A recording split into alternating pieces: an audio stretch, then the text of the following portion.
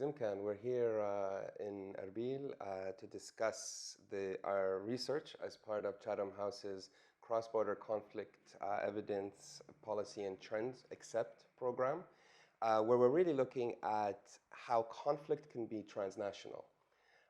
And part of this is this research paper, which we're publishing now, looking at a very small district inside Iraq called Sinjar. And the argument that the paper is making, that we've written, is that although Sinjar is a small district in Iraq, it's a hub of conflict. The first question, I think that we should discuss is why did we, focus on Sinjar, but how exactly has this district transformed into today's transnational conflict hub?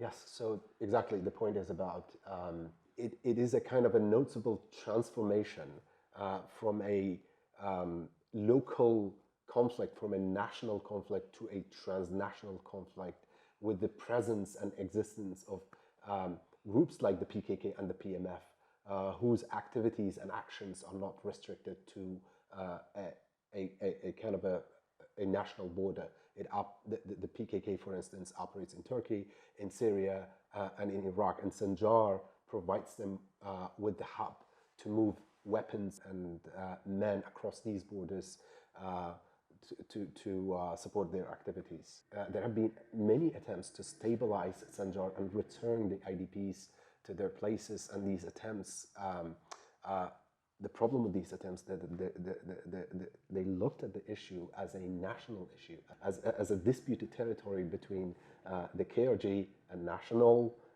actor, and the Baghdad government, a national actor. They're missing the point that there are groups who are transnational. There is PKK and there is PMF who built and established strong economic, political, and administrative presence on the ground. They are on the ground and they are shaping the dynamics. So what the paper then is outlining is, although Sinjar is tiny and remote, it's strategic, it's geostrategic. It's a mountain, it has tunnels, it's secure and it allows these groups that have ambitions in the region, that have military processes in the region, to be able to more securely travel, move back and forth, and therefore the conflict moves back and forth.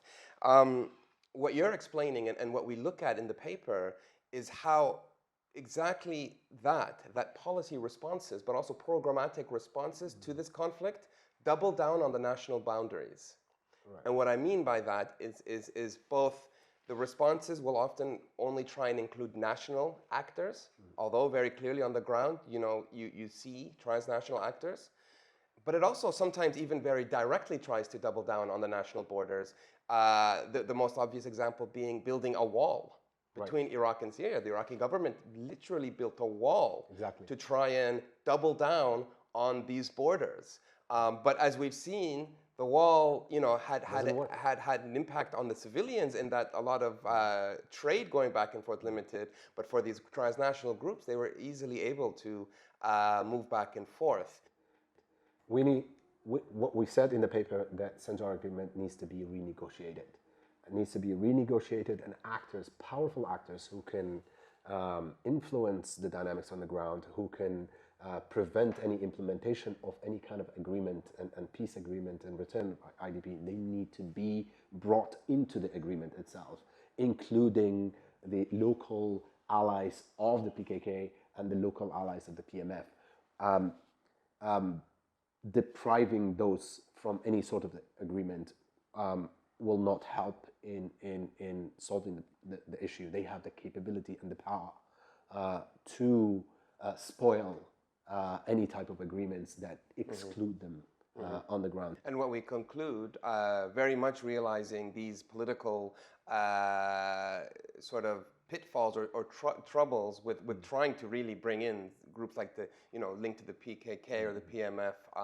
So on one hand, of course, that's necessary. On the other hand, there are geopolitical and diplomatic problems. But nonetheless, we have found that there are brokers in these networks who do have ties and do have connections to international organizations or to countries like the US, European countries, and these brokers become really important to negotiating these types of settlements. And sometimes these brokers aren't even in Sinjar. So we found, for example, the PYD in Syria has some influence over actors in Sinjar that might not be able to, let's say, sit at the table, but through the brokers in Syria, you could broker something more transnational in Sinjar. So it's bringing the local, the national, and even across border together to come up with a realistic but more sustainable solution. And the key, to conclude, is that for it to be sustainable, it needs to be accountable.